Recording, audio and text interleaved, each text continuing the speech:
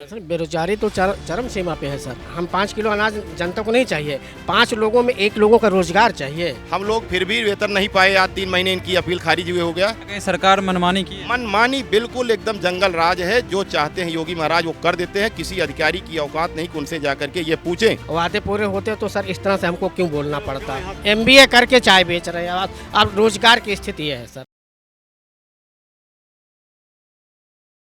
क्या क्या लगता है सर, जैसे कि बताया जाता है, अंकल भी बता रहे हैं कि बेरोजगारी जो है बहुत ज़्यादा बढ़ चुकी है इस सरकार से। सर बेरोजगारी तो चरम सीमा पे है सर। अब ये 5 किलो जो अनाज दे रहे हैं, हम 5 किलो अनाज जनता को नहीं चाहिए, 5 लोगों में 1 लोगों का रोजगार चाहिए। 5 किलो ऑटोमेटिक वो बंद हो जाएगा। जब एक व्यक्ति को रोजगार मिल जाएगा तो ऑटोमेटिक वो 5 किलो अनाज वो नहीं लेगा, क्योंकि उसके घर में एक रोजगार करने वाला व्यक्ति आ जाएगा। अभी तदर शिक्षकों का मुद्दा है सर। 2500 शिक्षकों को 9/11/2023 से जो है सचिव दीपक कुमार जी ने एक अपने आदेश में सबको बाहर कर दिया है। अब रोजी रोटी का मुद्दा जो है बहुत बड़ा उनके सामने संकट में आ गया है कि कैसे उसको किया जाए, कैसे इसका उसी को लड़ने के लिए हम लोग सुप्रीम कोर्ट आए हुए हैं। हाई कोर्ट से वो सब जगह से हारे हुए हैं, 2 बार 3 बार हार चुके हैं। फिर उन्होंने सुप्रीम कोर्ट में अपील की है। उसी सुप्रीम कोर्ट के लिए आज कल हमारा केस लगा हुआ है। कल भी वो हारेंगे, ये भी आप निश्चित आप समझ लीजिए। और ये है जहाँ तक सर संविधान का मसला है, संविधान जैसे है सर उसको कोई नहीं बदल पाएगा। मोदी जी आए या राहुल जी आए, जो संविधान डॉक्टर भीमराव अंबेडकर ने लिख दिया है वो वैसे ही रहेगा। बस ये है विपक्ष जो है कमज़ोर है, उसको कमज़ोर किया जा रहा है या खुद कमज़ोर है, वो तो स्थिति आप सभी लोगों के सामने अवगत है। बाकी जो है आगे की बात जो हमारे संदीप भाई जो बताएंगे। संदीप भाई क्या लगता है एक साथ निलंबित करने का क्या रीज़न है टीचर? रीजन ऐसा कुछ नहीं है। एक ऐसा ये जो मैनेजमेंट के द्वारा नियुक्तियां होती थी सन 81 से लेकर के 2000 तक एजुकेशन एक्ट में एक पावर था। उस पावर के तहत मैनेजमेंट नियुक्तियां करती थी। हम लोग उसी की तरह नियुक्त थे। हम लोगों को फुल वेतन मिलता था, 1 सवा लाख रुपए आज वेतन मिल रहा है। लेकिन 30 साल से हम लोग कार्यरत थे।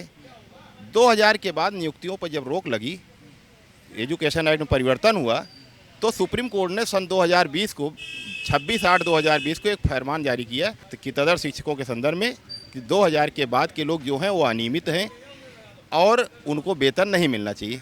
लेकिन सरकार के एक तुगलकी फरमान में पूरे जितने 90 के पहले 81 के बाद जितने थे, तो जो भी रिटायर हो गए उनको छोड़ दें, तो जितने 81 के बाद थे सब 93, 94, 95, 96 सबको एक आदेश से सबकी सेवा समाप्त कर दी।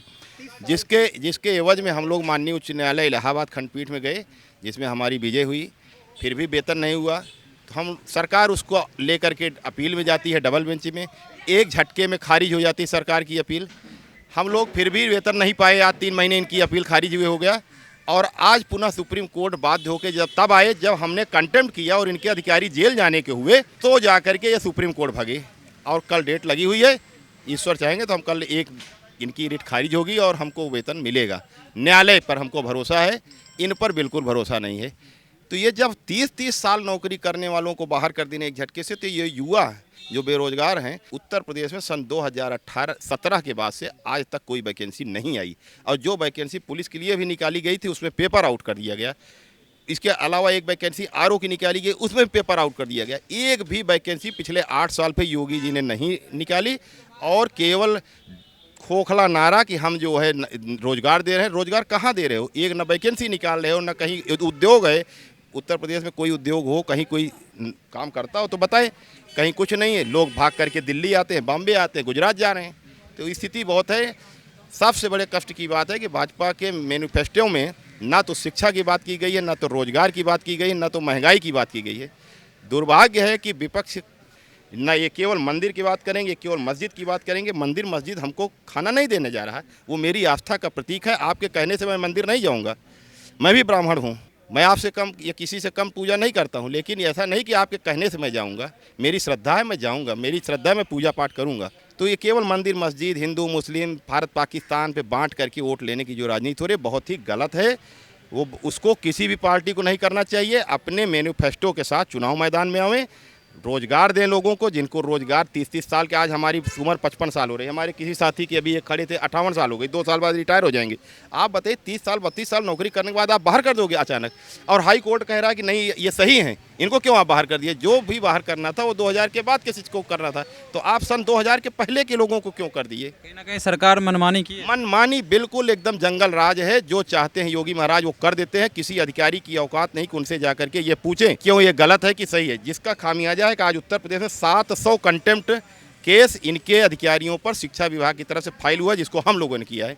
जो हम 600-700 लोग बचे हुए थे 2000 के पहले के, हम लोगों ने इतने अवमानना दाखिल किए हैं। रोज़ इनके पेशी हो रही। कल भी एक संयुक्त शिक्षा निदेशक जो वाराणसी मंडल का सबसे बड़ा अधिकारी होता है, उसको जज ने अपने जो डैशबोर्ड कुछ होता है इतना गुस्सा किया कि उसको पटक दिया वहीं, और उसके ऊपर जाके उछल के लगा। और अभी मैं आपको आर्डर दिखा रहा हूँ, उस आर्डर में ये लिखा है कि 24 घंटे के लिए जिला अधिकारी नहीं छोड़ेगा, कल मैं इस पर फैसला लूँगा। और अभी 2 बजे उनका फैसला उनको लेना है। अभी वो फिर कोर्ट में खड़े होंगे 2 बजे। हो सकता है आज उनको जेल भेज दिया जाए। तो ये मनमानापन है हम लोगों के प्रति। तो ऐसे सरकार को हम क्यों वोट देंगे या क्या करें? हमारे पेट पे चाबुक चलाया जा रहा है, रोजगार दे नहीं रहे हैं, महंगाई जो है कंट्रोल नहीं हो रही। कोई चीज़ कहाँ हम क्या सोच के इनको वोट दें? केवल मंदिर मस्जिद के आधार पे तो ये संभव नहीं है। अब वो ज़माना चला गया कि मंदिर के नाम पर वोट लेने का। क्या लगता है बीजेपी सिर्फ विवादित मुद्दों उठाती है और वो इलेक्शन में उसका यूज? हम तो अपनी बात रखेंगे। हम एक तदर्थ शिक्षक थे, 2000 के पहले के थे, और उसके बाद इनके तुगलकी फरमान 9/11 के उसमें हम लोगों को बगैर किसी नोटिस के इनने उठा के बाहर कर दिया। जबकि ये राइट इनको है ही नहीं कि ये हम लोगों को बाहर निकाल सकें। ये अधिकार हमारे नियुक्ता प्रबंधक जी को है और इन लोगों ने निकाल दिया हम लोगों को। तो इसके खिलाफ हम लोग हाई कोर्ट गए, तो हाई कोर्ट ने उनके 9/11 के आदेश को ही स्टे कर दिया और कहा कि लोगों को तुरंत वेतन दिया जाए और काम करने से ना रोका जाए। फिर भी वेतन नहीं मिला। तो इसके बाद ये स्पेशल अपील में आए सर। स्पेशल अपील में अभी जस्टिस महोदय का कहना ये था कि जो नीचे में फैसला दिया गया है वो सही है, इसलिए आपकी रेट खारिज की जाती है। जब आप हमारी नौकरी ही ना हमसे लो तब तो माने आपने कुछ नई नौकरी दे रहे होगे, लेकिन जब हमारी नौकरी आप हमसे छीन रहे हो, अब आप कह रहे हैं कि हम इतनी नौकरियां दे रहे हैं, कहाँ से दे रहे हैं, ये मेरे बात पता नहीं चल रही है। श्री राजनाथ सिंह का क्षेत्र है और मैं मुस्लिम समुदाय से हूँ। मेरा एक फ़िरका है शिया समुदाय। शिया समुदाय अटल बिहारी वाजपेयी के समय से जो है बीजेपी को वोट करता है। उसके बाद लालजी टंडन आए, उनको वोट किया। राजनाथ सिंह अभी इन्होंने दूसरी बार पर्चा भरा है। तो वहाँ हमारा समुदाय सर, ख़ास तौर से मुस्लिम समुदाय, मेरे मौलानों ने भी जो है समर्थन किया है, बल्कि फतवा भी जारी किया है कि भाजपा को वोट दिया जाए। लेकिन वोट लेने के बाद सर जो है फिर वो पा गए, जीत गए तो फिर कुछ नहीं है। यही है सर, ये चल रहा है। बस जीतने तक वो साथ में है, जीतने के बाद साथ में। तो वादे कितने भी कर दे पूरे कुछ नहीं। सर नहीं, बिल्कुल वादे पूरे नहीं हैं। वादे पूरे होते तो सर इस तरह से हमको क्यों बोलना पड़ता। नई वैकेंसी की बात कर दे, यहाँ पुराने को ही निकाला। नहीं सर, पुराने को निकाल दिया। नई की तो बात छोड़िए, नई की तो किसी की नियुक्ति ही नहीं हो रही। जो हो भी रही है वो पर्चा आउट हो जा रहा है, वो जाके कोर्टों में फंस जा रहा है, वो उसकी नियुक्ति नहीं हो पा रही है। फिर दोबारा उसका जो है परीक्षा हो रही है। यही खेल चल रहा है सर। एज खत्म हो जाए तब क्या करे? कुछ नहीं सर, वो तो फिर जाके किसान वो जाके मजदूरी करेगा 400 रुपये की। 400 रुपये उसे मजदूरी करना है सर। बच्चे के भविष्य के साथ खेला जाए। मैंने अभी सर यही दिल्ली में मैं आया हूँ लखनऊ से। दिल्ली में मैं आया लखनऊ में, अभी मैं थोड़ी देर आगे गया था चाय की दुकान पर। हमने कहा लो नाश्ता कर लिया, चाय पी। मैंने पूछा भैया, उसने पूछा कि सर कहाँ से आपने बताया लखनऊ से। हमने कहा सर आप ये तो बहुत अच्छे लग रहे हैं मुझे, और इतना सब हमें लग रहा है आपको लिख वैसे। कहने मैंने MBA किया सर, मैं चाय बेच रहा हूँ। MBA करके चाय बेच रहे हैं। अब रोजगार की स्थिति है सर। तो जैसा कि आपने देखा, कहीं ना कहीं बताया जाता है नई नियुक्तियों करने की सरकार का, नौकरियां देने का वादा करती है, लेकिन यहाँ तो पुराने जो कर्मचारी हैं उसे ही निकाला जा रहा है और कोई वैलिड रीज़न नहीं है। सुप्रीम कोर्ट का आदेश ना फॉलो करती है सरकार, ना कुछ करती है। और ऐसे ही तमाम खबरों के लिए बने रहे हमारे साथ, देखते रहे सौगंध टीवी। धन्यवाद। आप देख रहे हैं सौगंध टीवी, सौगंध वतन की।